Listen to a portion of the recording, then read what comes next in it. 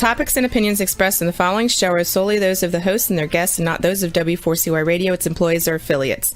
We make no recommendations or endorsements for radio show programs, services, or products mentioned on air or on our web.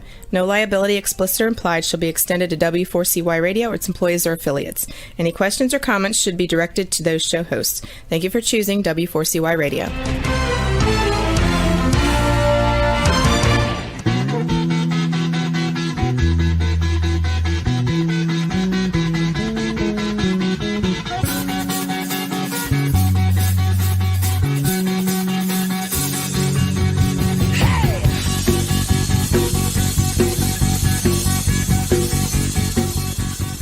Welcome to the Camping Show. I'm C.W. Getz. And I'm Bianca Fogel. Good evening. It is Wednesday, November 23rd, day before 2022. That is, day before Thanksgiving. Mm-hmm. And we have a 52-degree, I'm pleased to say, calm evening here in north central Illinois. Really only 52? Yeah, 52. We were forecast for like 58 degrees. You know, we may have gotten that during the day, but right now. Right now. Okay. I thought you were No. I report on the moment, right live here, this temperature. It's like Johnny on the spot. Set 80 degrees in southern Florida. Hate you, Juan. Anyway, no, but here's the thing, man. I am sweating profusely. I had my COVID booster yesterday. And it was not a pleasant sleep. And today I woke up just feeling like I got beat up in my sleep. And, but it's so sweaty, you know what I'm saying? So a little slimy. Yeah. Just go to the shower too. But tonight. Yeah, I'm hoping it goes away. I'm hoping a couple Heinekens. I'm taking Heineken for it, so we'll see how that works out. Yeah, I think that should do the trick. I hope you're right. Couple doses of that. How was your week, Bianca? How was your week? Wonderful? Oh, wow. Yeah. You had a better week than I did. I stayed in the office. Short week because of Thanksgiving tomorrow. So yeah, it's really nice. Yeah, everybody's loving that. Everybody's loving it. Yeah, especially with the weather too. Can't beat it. Yeah. I mean, that was a nice, I'm thinking, wow, we're going to have a nice couple days here for. Let's do it. Let's bring on another week. I mean, hey, 40s. I'll take the 40s too. Well, yeah, absolutely. I don't think I'll get to wear my bikini on the boat, but still, it's still nice. I can put a wetsuit on maybe. As long as there's sunshine. I think that's the most important thing. And so. Even if you can't play, the sun makes you in a better mood, I think. So. I think so. Yep. Well, tonight's episode of the Camping Show is brought to you by Campground Views, making camping easier. Andrew, I'm so excited today. I didn't see that. So excited about Rutabaga. Just want to tell the world. Yes, right? Rutabaga Paddle Sports, providing time on the water. Tonight's episode is a Patagonia group experience with our special guest, Sarah Scott. Bianca, could you tell us a little bit about Sarah, please? Absolutely. 58-year-old adventure endurance cyclist and athlete from Princeton, Illinois, Sarah Scott is a full-time sales rep of medical devices. She's also the mother of 24-year-old twins, Aaron and Riley, who could have starred as the Double Mint twins in the famous Wrigley's Double Mint Chewy Gum commercials. Sarah now lives in Springfield, Illinois, with a beautiful lake that borders her backyard. In her free time, she enjoys kayaking, cooking, remodeling, boating on the lake with friends as well. Sarah recently returned from a trip to Patagonia where she spent a week adventuring in the mountains with a group. Tonight, she joins us and shares the highlights of that adventure trip. Hi, Sarah. How are you doing tonight? Great. Welcome to the show, Sarah. Good. Actually, you didn't tell us where. You said you were at your sister's, but what town might that be in? Or my hometown, Princeton. Oh, nice. You are here. Interesting. It's close. Well, I made her go to her bed. I sent her to her bedroom. Otherwise, she'd be dancing behind us. I see. No, you said you were. Probably send smoke signals to each other. You said you were going somewhere after, but I thought, well, maybe you had to make the drive yet to get them. Yeah. No, I'll be at the Park Tavern in 10 minutes to get some fried chicken. You said Park Tavern, and I'm just like, wow, okay, maybe other places have Park Taverns, and that makes a lot of sense because, Park Tavern. Yeah. Wow, that's cool. Let's hope you finish the night sober. So anyway, yeah, right. Okay, well, let's start off here. Let's have you share some details, first of all, about this group adventure trip to Patagonia. Like, what kind of things did your itinerary include? I mean, when you woke up, I'm sure it was different every day, right? It is. It was kind of a hiking adventure tour. And so every day there was some type of hiking on the agenda. It might have been a short 4 or 5 mile hike. I think the longest was 16 miles. I kind of blew that one off and went horseback riding instead. Yeah. But it was 6 days of, I was gone a total of probably 11 or 12 days because we spent a few days in Buenos Aires and got to know the group that we were with. There was 19 of us. The majority of the people were from Springfield because the tour group we went with is two brothers in Springfield that originally created this tour group. And we had a few people from Wisconsin and a few from Pennsylvania. So it was a great group. You had to hike every day? There was an option to hike every day. Yep. Wow.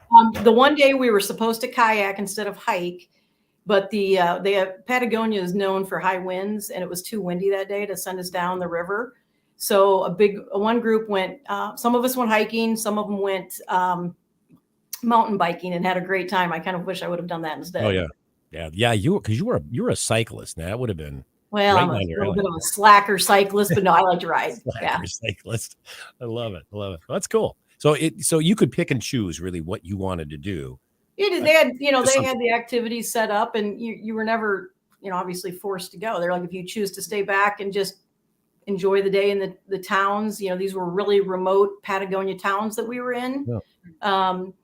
So there wasn't a whole lot to do, but there were some cute little shops and things like that. And, as you said earlier, I have daughters that I better have come home with a few gifts for. So I did a little shopping while I was there too. Nothing too big, but. And did you do that? Did you bring gifts home? Well, yeah. Did you bring them something very nice and say, hey, I really was thinking of you? So these little towns, were they kind of like pit stops on some of your hikes? Were you able to get food? So yes, the towns were. So we stayed in two different towns. We stayed in El Calafate and El Chalten, which I always struggle getting them pronounced right. But and they're very remote towns. In fact, it was 3-hour bus ride between. We spent 3 days in El Calafate and then took a bus over to a really nice, like luxury small bus over to El Chalten, and it was so remote. You saw nothing in between those two towns. But halfway through, there was kind of an, oasis or I don't think you could even get gas there. I don't think I saw gas pumps, but just a pit stop basically where there was a small restaurant where you could get a couple little snacks and restrooms. But it's that remote down there. Wow. What if you break down in that trip? You're going to sit for a while. Well, that's a good, you will. You better not. The weather was pretty amazing while we were there. We got really lucky. It was warmer there than it was in Illinois. It was probably 40s and 50s, maybe even got up to 60 one day. Like I said earlier, it's supposed to be really windy there, but we got lucky. We had beautiful weather 90% of the time. Nice. What motivated you to sign up for an adventure trip like this one? Well, I've always wanted to go to Patagonia. It was kind of on my bucket list. And last February, it was like a Sunday night, I get a text message from a gal that I took spin classes with several years ago. I haven't seen her in like 4 years. I get a text message from her that said, hey, what was the name of that tour group that you went to Italy with? And did you like them? And I texted back, yes, I loved them. And it was a great trip. Why? Where are you going? And who are you going with? And she said, well, I don't know yet. And I don't have anyone to go with. So I quickly got on the website of gogetlost.com and looked at what tours they had these days. And I saw hiking in Patagonia. And so I immediately texted her back and said, I'll go to Patagonia if you want to. And very cool. We literally signed up the next day. Wow. Yeah. Very cool. How much does a trip like this cost? So the 6 days of the hiking and all of that was about $4,000. Okay. But there's a lot involved in that. It included most of our meals, and we ate at some fabulous restaurants. Even in these small remote towns, their food was good. Argentina is known for their beef and lamb. Yes. So we ate a lot of beef and lamb. Yep. And great wine. Might have had a few bottles of wine while we were there. Oh, yeah. But it, included our hotel. It included all the bus transfers. It included our guides, which we had the most fabulous local guides that were so proud of their country and their culture. And they were with us 24/7. making sure that everything was handled. Like they make it very easy for you. You really, and then I had my airfare on top of that, and buying presents for my daughters. So, so real quickly before we go for a commercial break, Bianca, so the airfare was on top of that but that $4,000 included your wherever you stayed and all of your meals. Like an all-inclusive hiking. Yeah. Yep. That's and all the activities, the kayaking that we were supposed to do. Nice.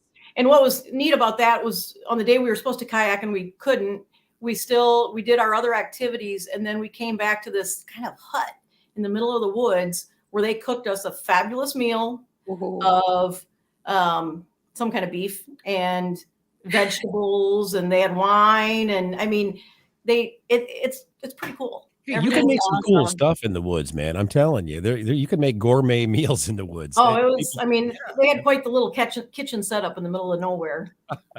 Yep, it can be done. What an experience. All right, stay tuned for more of the Camping Show on Talk 4 TV and W4CY Radio. We'll be right back in just a bit.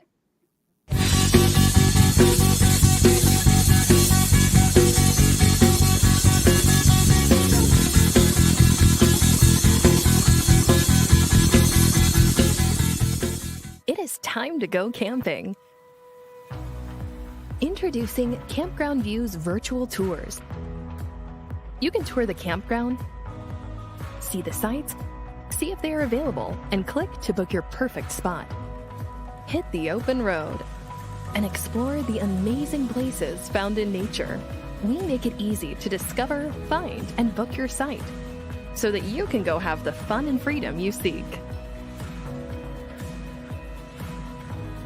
Campground View's virtual tours make it easy and simple for you to see where you are going. A few years ago, someone asked Rutabaga's owner, Darren Bush, "Hey, how long have you guys been selling boats?" Darren replied, "We don't sell boats. We sell time on the water." Of course, that comes in all types. We help people paddle more safely with Rutabaga outdoor programs. We rent canoes, kayaks, and stand-up paddleboards. We sell and install racks to get you from home to adventure. Rutabaga's got everything you need to get you out on the water, like paddles, life jackets, dry bags, and clothing. Rutabaga Paddle Sports, on the web at rutabaga.com. Mention you saw this ad on The Camping Show.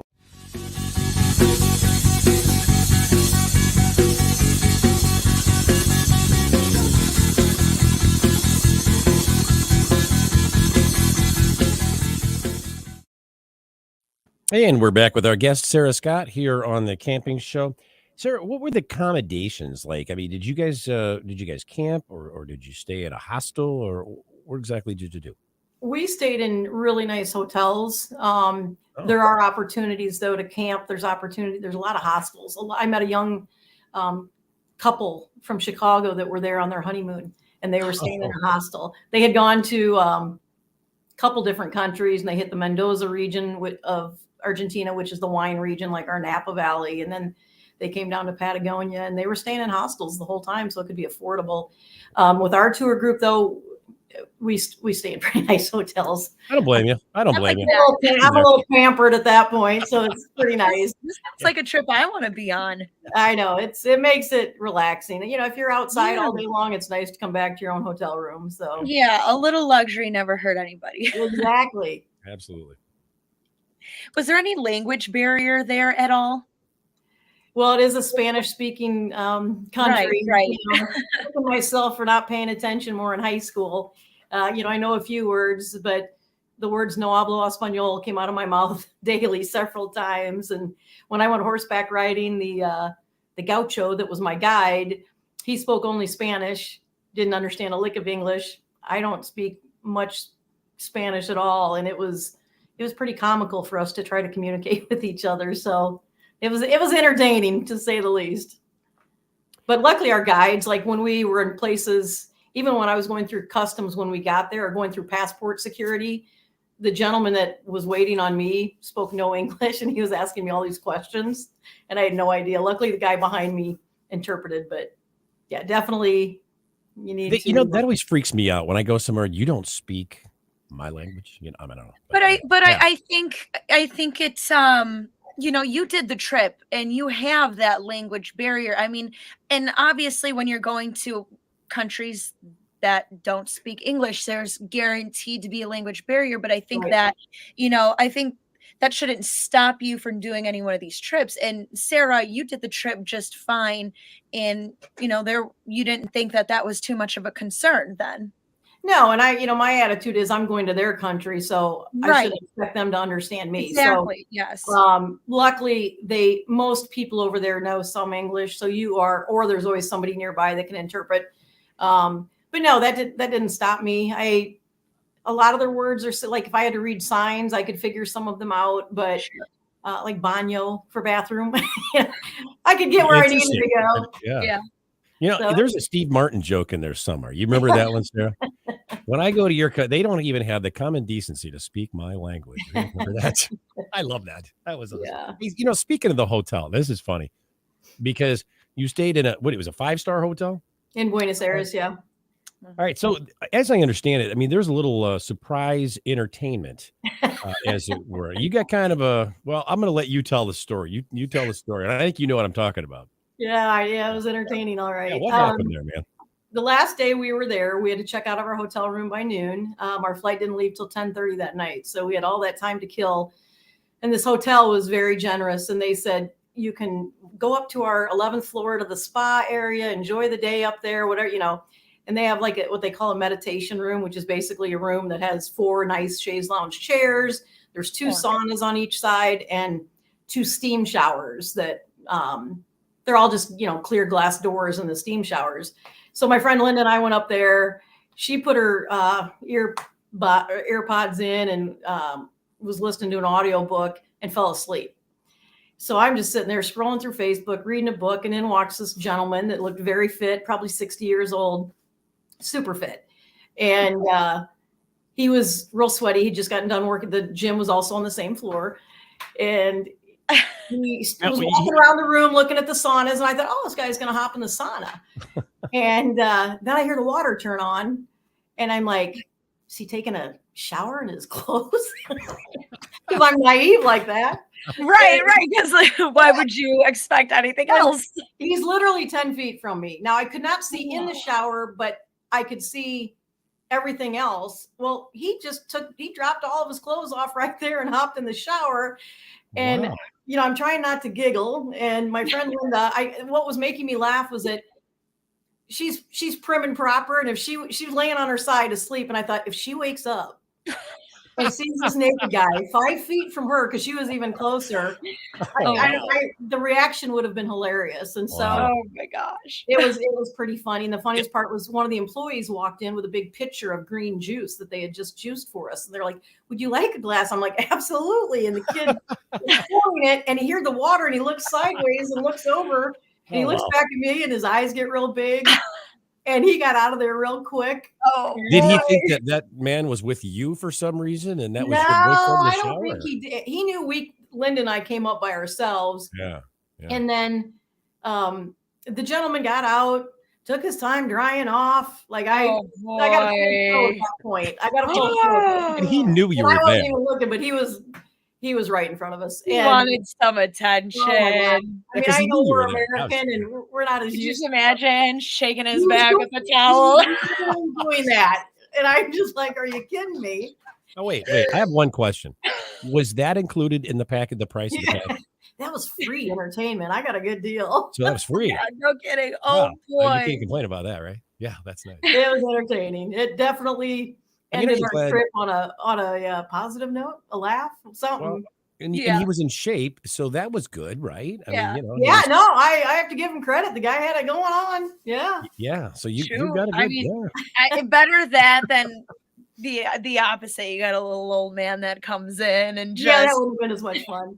I'm saying. Yeah.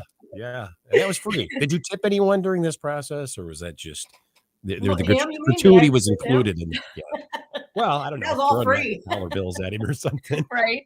She shouldn't have to tip for something like that. Yeah. Maybe you just thought you needed some entertainment or something. Yeah, pizzazz up your evening. We needed something to pass the time away. That was a long 10 and a half hours to wait for our flight. Absolutely. Give you something to talk about on the way home. Well, we did. Yeah. Sure. Absolutely. Yeah, that is so funny. And the funny thing is, my friend didn't see any of it. She slept the whole time, and it wasn't until he left. He walked out that I had a book in my hand, and I smacked her real hard. And I'm like, "You just missed that." I give some credence, lend some credence to you snooze, you lose, right? Exactly. Saying. On to a different subject. As I understand it, you're also an avid cyclist. Tell us about that and what type of cycling you do. Well, I wouldn't call myself an avid cyclist. I ride every year, train enough to ride Ragbri, which is a 500-mile bike ride across Iowa every last week of July. It's between 450 and 500 miles. About 20 to 30,000 people ride it every year from all over the world. And it's not a race. It's truly just a ride. You sleep in tents. Some people take motorhomes, and that would be the way to go. This is their 50th anniversary this year. So I think there's going to be a lot of people riding it. I'm still trying to decide whether I want to do it or not with that many people. I may just go ride a few days, but it's, there's no event like it. It's rewarding. Iowa's not flat. People think, oh, you're just riding through the cornfields. It is not a flat state. So it can be challenging. You ride anywhere from 70 to 90 miles a day on average. Yeah. But you meet some amazing people. You see people that are, their normal life, they're in a wheelchair and they're literally in a bike that's been fitted to them to like pedal with their hands or whatever, and it's just amazing event. I didn't know that you had to, or that you could just pedal just a stretch of it. You don't have to do the whole thing. You can. No, you can.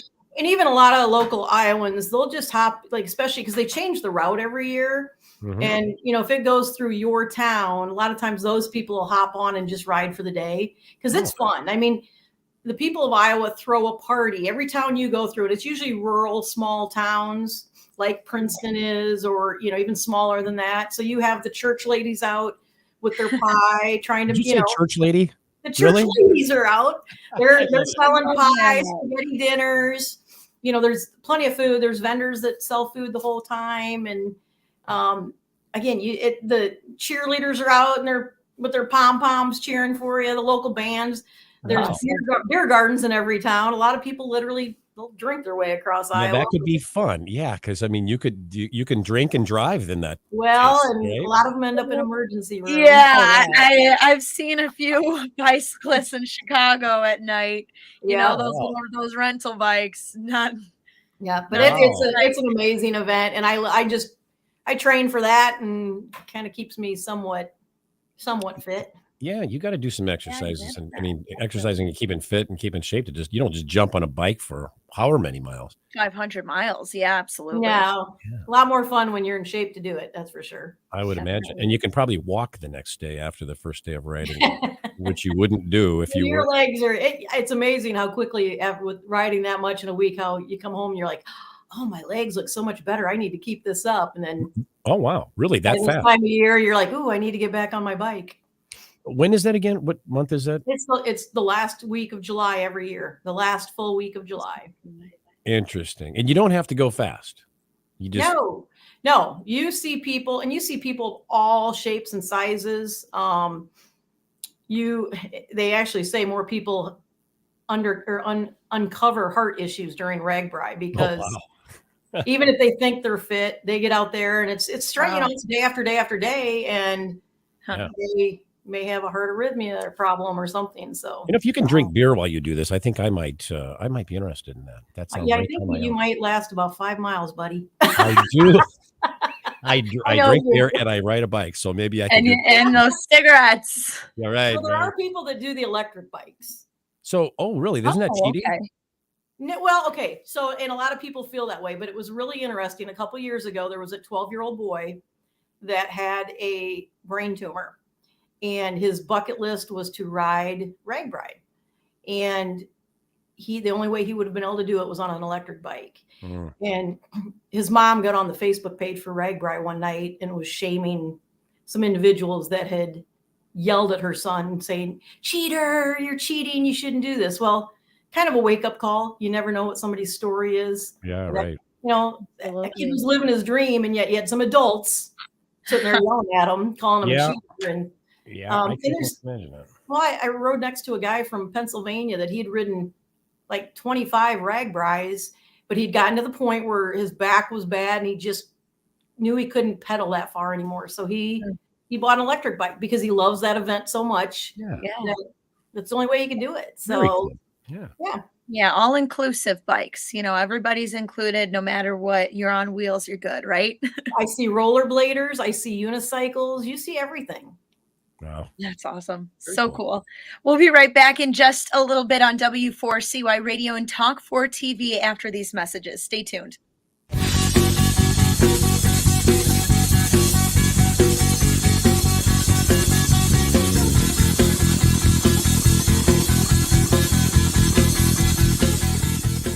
It is time to go camping. Introducing Campground Views virtual tours. You can tour the campground, see the sights, see if they are available, and click to book your perfect spot. Hit the open road and explore the amazing places found in nature. We make it easy to discover, find, and book your site so that you can go have the fun and freedom you seek. Campground Views virtual tours make it easy and simple for you to see where you are going. A few years ago, someone asked Rutabaga's owner, Darren Bush, "Hey, how long have you guys been selling boats?" Darren replied, "We don't sell boats. We sell time on the water." Of course, that comes in all types. We help people paddle more safely with Rutabaga outdoor programs. We rent canoes, kayaks, and stand-up paddleboards. We sell and install racks to get you from home to adventure. Rutabaga's got everything you need to get you out on the water, like paddles, life jackets, dry bags, and clothing. Rutabaga Paddle Sports, on the web at rutabaga.com. Mention you saw this ad on The Camping Show.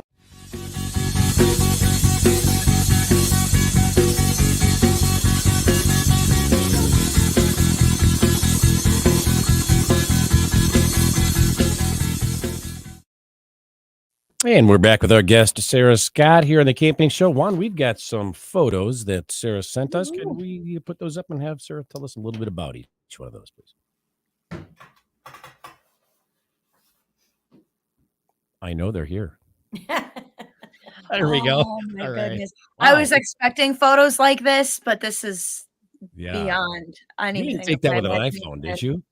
I did take that with an iPhone. Wow. And what's really funny was oh my God, what country was this guy from? Israel. There was a guy next to me, older guy, and he grabbed my iPhone and he goes, "Let me show you how to take a picture with that phone." And he did. He showed me how to really give it the contrast to really show the true color of what we I were didn't know seeing. my phone could do something like that. My goodness. Yeah, and I mean that's literally what I saw. So this was a great day. We were on a kind of a luxury, when I say cruise ship, it maybe held like 100 people, and it was like surrounded by glass all around you. And we were on Argentina Lake. I think it's the biggest lake in Argentina, and it's glacier fed. So the minerals from the glaciers just give it these vibrant colors. I mean, it's like nothing I'd ever seen.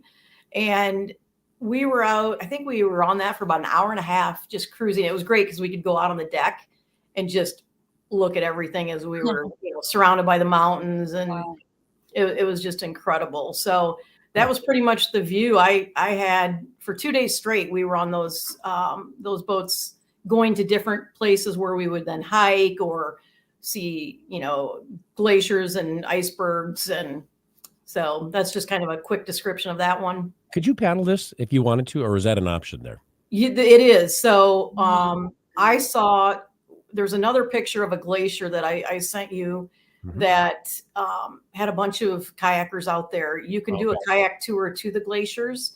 You can't get too close in case the glacier, it's called calving, like where big chunks fall off, and it can give you quite a ripple effect. So I saw some kayakers out that day, and I'm like, okay, that would be a great experience. It was beautiful. It'd be a little whitewater for you there. A little boat. Yeah, exactly. Little waves.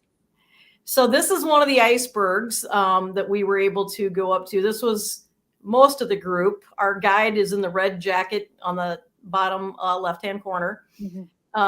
Big age range of people. I think we had 4 people over 70, and they were in incredible shape.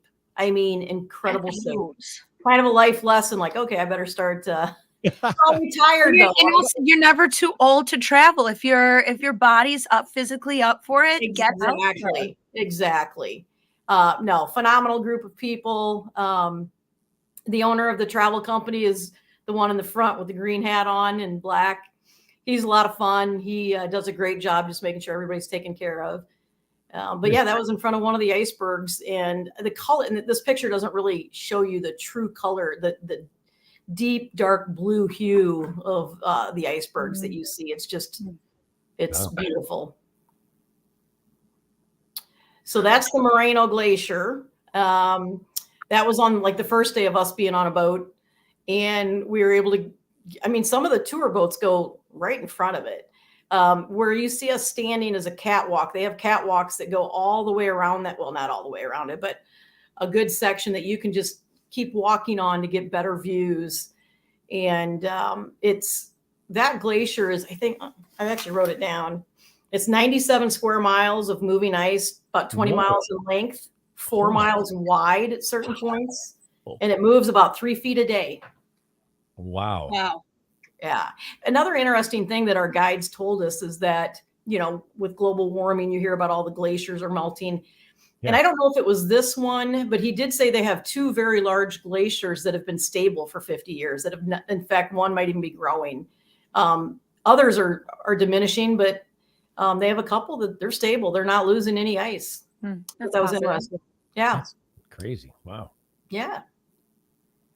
So is this the video that No, that's going to be at the end. Juan just asked me that. Yep. Yeah, no, so that's just another view of the glacier. We were standing there when a big chunk fell off and fell into the water, and that was pretty neat to witness. I mean, they're big chunks, and they will cause a ripple effect, and they caused some of these blue rock or blue ice chunks in the bottom. It was enough of a ripple that it was flipping a few of them over. It was just amazing, nature at its best. It was beautiful. This was my horseback riding adventure. Looks very pleasant. With my little Spanish speaking friend. This was incredible. You though. It was. And we were in a canyon. It was so serene. We had 3 dogs running with us, and they kept scaring up wildlife. Their rabbits over there, they call them hares, are huge. Like they're the size of us. I don't know. They probably weigh 60 pounds. They're big. Wow. Rabbit? I'll go with 40 pounds, maybe 40 pounds, but they're fast. Like one ran right in front of my horse. And the reason I liked the horseback riding was because when you're hiking, it's pretty rough terrain and you have to look down the whole time. You've got to look where your next step's going to be. So you really don't get to enjoy the beauty as much. Oh, sure. When I was on the horse was doing all that work. And he's looking down. I did. I just sat there just in awe of what I was seeing the whole time. It was awesome. That's so cool. Well, then halfway through, they stopped. They pulled up to this like shack in the middle of this canyon, and it was actually we walk inside, and it was a restaurant. And on the table, they had a glass of wine for me with a basket of these like sweet, kind of like a puff pastry crisp with caramel and chocolate, like to dip them in. Wow. Perfect. Like a little snack mid ride. Yeah. And, now, what did you do? Speaking of food, what did you do for lunch? I mean, you're out on the trail. You pack your own, or how does that work? No, our tour group had box lunches for us every day. Gotcha. Very nice. Yeah, you didn't starve on this trip. They took really, really good care of us. Oh yeah, and in a place like Argentina, you got to be well fed. There's so much amazing food there. Oh, my daughters. They went with you on this trip? No, they were in Italy with their dad this summer at a cousin. Oh, I'm like, okay, wow. I didn't know that would surprise me, but yes, those are that is my pride and joy. Yeah, right, the Doublemint twins. Most days. If I'm not killing them. So this picture was. Is this that terrain you talked about, the rough that you had to watch where you're, No, you did. And Yeah. and that actually wasn't as bad as some of it. There were some ledges that were like 18 inches wide. And I'm not saying you'd fall off, but you would sure roll down some rocky sides if you weren't watching what you were doing. That was, there's a historic Patagonian ranch that we took the boat to, and then it's like right on Argentina Lake or one of the arms off of it. We took these 4-wheel drive vehicles a few kilometers up into the mountains, I guess, and got out and hiked 9 miles that day through terrain like this. The whole 9 miles was not like this. Oh, okay. All right. I'm like, wow, I would be worn out big time. Yeah, but there was, I mean, it was, we all had sore feet at the end of this one. Wow. Yeah, next day is going to be horseback. It was a lot of fun. It was a lot of fun. That's cool. So that's the famous Fitzroy mountain, Pops mountain range, whatever. And that's the last day, the big hike that my tour mates took, the 16-mile hike, was to get to a better view. Like they could get up to this lookout point to see like glacier and lakes and this. And they got really lucky because a lot of times people will spend, half the day hiking up to it and then the clouds move in and you don't even get to see it. So they were really lucky to get the views they did. But I'm laughing. So that picture I took on top of a horse from the canyon I was in when I did my horseback riding. And, a lot of the people were like, oh, didn't you miss, not hiking so you could see Fitzroy? And I'm like, no, I saw it well enough from where I was at. That's an excellent picture, though. Yeah. I just took that on my iPhone. I zoomed in and. Yeah. It's beautiful. Yeah. It's an amazing view. Looks like it. Yeah. There you go. That was at the beginning of that hike, the 9-mile hike in that at that ranch that we were at. And the picture doesn't do the lake color justice because that lake was it was incredible. It was colors like I have never seen. It was, that whole background is like surreal. And the lake does look so blue. It looks just as blue as the sky. It almost looks like it's mirroring. Yeah. No, it was beautiful. I mean, you don't get views like that around here. Not in Illinois. Not in Malden. Yeah. Nor Princeton. Right. That was more on that day we did the 9-mile hike. Just the colors in the rock, in the formations it was every time you turned another corner, it was something different. And it was just beautiful. All right. So we've got a video here that you were telling me that you had condors flying over the top of you. And these condors have, how big was it, wingspan?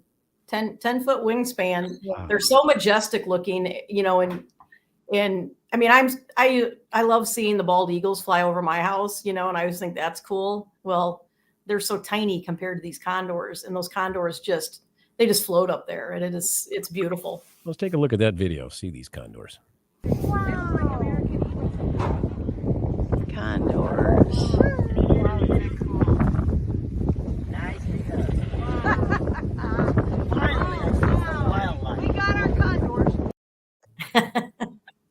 They look big. Condors. We got our condors. Yeah. We were excited. I saw them a couple different times. I saw them on horseback. That was kind of cool. Did they fly right over the top of you ever? They don't they don't come down at you now. No, they're up there. They're at the top of the mountain range. Every time I hear the name condor, you know who that reminds me of? Remember Marlon Perkins and Wild Kingdom? Yeah. Every time I never have heard anybody really talk about condors. Marlon and his sidekick Bob. Yeah, Bob. I forgot about Bob. Can't forget Bob. So let me ask you, what would you offer, or is there any advice, I should say, would you offer anyone that may be thinking about, taking an adventure trip like the one you just took? What advice would you give them? Do it. Just do it. Do it. No, and that's why when we signed up in February, I told my friend Linda, I said, if we wouldn't have signed up that day, I would have been thinking about it too much and would have come up with excuses like, oh, you need to save the money for this or that. And yeah, is there anything you didn't bring that you wish you'd have brought on the trip? Yeah. My daughters. Aw, more okay. family and friends. No, they would. Well, I don't know. And would you One wouldn't recommend a enjoy the camera, hike. or did you do fine with your iPhone? I didn't have a camera. I just used my iPhone. So you're fine with that. You didn't. It's like, yeah, I wish I would have had my camera, my, Yeah, I don't know if anyone had a camera. I think we all. I mean, in fact, the guy from Israel that taught me how to take a picture. He said that his iPhone took better photos than this big fancy camera he had. Really? I don't know, but no, I got. When you're hiking that much, you don't want a big camera dragging around. So I know hikers do it, but I can see that being like a, Yeah. Yeah. I mean, I had binoculars with my girlfriend's last summer for my birthday, bought me a pair of binoculars for my trip. Yeah. At first, I'm like, what? Really? You got me binoculars for my birthday? They're probably watching right now. I'm in trouble. But no, once they explain, it's for your trip, I'm like, oh my God, that's a genius gift. But they came in handy. Yeah, I'm sure. And it was great. Condors. I took them with me quite a bit. And a lot of other people didn't have them. So we were sharing them. And it did. It helped you see the condors. And that's why I'm like, handy. Yeah. Did you charge them every time they borrowed it? Or I did. Did you would have done a rental fee? Bring your own. Buy me a glass of wine that night. It's all good. That's right. You buy me wine. Great for wine. Yeah. It's hilarious. It was a good time. Oh, wow. What was the name of the tour company that you booked this adventure trip through? Because I'm going to get myself a pen and write it down. There you go. It's an easy one to remember, and I love their name. It's called GoGetLost.com. GoGetLost.com. They do what's nice. Well, they do a bunch of different trips. They do Argentina, Ireland, Italy. They do the Dolomites in Italy. Mont Blanc. Oh, that would be incredible. Yeah, and now they do some like wine and food tours, but a lot of theirs are more of an adventure tour. Gotcha. But what's really nice about them is if you contact them, they'll put a tour. Like if you say, hey, I really want to go here, and there's 10 of us that want to go, this is what we want to do. They can put it together for you. Really? And kind of, they can custom trip. Yep. Do what you want to do. I can't say enough nice things about them. I've gone on 2 trips with them. And if I, go out of the country again on a big trip like that, I'll definitely use them. Very cool. And where are they located? Actually, you said. So actually, the company was started by, I believe, 2 brothers out of Springfield. Interesting. And Jeff and Steve Fofolia. And when they, Steve finally retired, Jeff's still really active with the business. And I think he's brought on a new partner out of Madison, Wisconsin, named Jason. I can't think of Jason's last name, but Jeff was on the trip with us, making sure everything was great. He almost really didn't need to be because his guides were so phenomenal. But he made it a lot of fun. He's a lot of fun guy. That's so cool. I didn't know that you could go to somebody like that and say, hey, we want to do this. There's 10 of us or whatever dozen. A lot of the people that were on my trip, this was like, some of them had been 5, 6, 7, 10 trips with Go Get Lost. Wow. That's how impressed they are. And like I said, I think there's about 8 or 10 of them that travel together a lot. So they've done a few like boutique trips for them. Yeah. Just for their group. Yeah. They're fabulous. And was this the first time you did a trip like this? I mean, or you? No, I went to Italy with them 8 years ago for my 5th year. Okay. And I went by myself. I just signed up, and luckily that's cool though. Well, a lot of them were from Springfield, and there was like 4 or 5 other women that just like went as a group of women, and then there was a bunch of married couples. Yeah. So anybody could even just go by themselves because everybody's so welcoming. That's awesome. Groups are small. They usually keep them 16 to 18 people on their tours. So that was my question. How big can the groups get? And how small? I think they like to. Well, I don't think they like anybody like under maybe 8 people. You'd almost have to call and ask Jeff. Yeah. Size wise, I think they like to keep them smaller just for the logistics of everything. Like no more than like 18. Okay. Because I tell you, so here's an experience that we did one night while we were in El Calafate. It was called a closed door restaurant, which I'd never heard of before. And I don't think it's something we could do in the US because of health codes. But we went to a gentleman's house who opened up his home and cooked for us. Like we had lamb, we had root vegetables, we had vegetable soup, a dessert that he made with crepes that he'd made from scratch. It was phenomenal. And you don't get that with big tour groups. No, I don't think you would. That's very intimate. Oh, it was one of the best experiences there too. We all had a great time drinking wine, taking pictures. He had some of them help in the kitchen, and Awesome. it was great. It was a lot of fun, and That's yeah, you don't get that in a big group. No, I wouldn't think so. No. Yeah. Wow. Well, that's awesome. Well, that's so cool. And thank you for sharing all of that with us. And I want to thank you, both of us want to thank you, Sarah, for being our guest here on the Camping Show. It was a pleasure having you here with us this It evening. was a lot of fun. CW and Yeah. Bianca. Yes, I loved it. And we'd also like to thank each of our sponsors for bringing you tonight's show, Campground Views and Rutabaga Paddle Sports. Be sure to tune in for next week's live remote broadcast, Spotlight on a family-owned Illinois RV Supercenter with our guest, Liz Collier. Until then, I'm Bianca Fogel reminding you, learn more and do more. Good night, everyone. See you next time.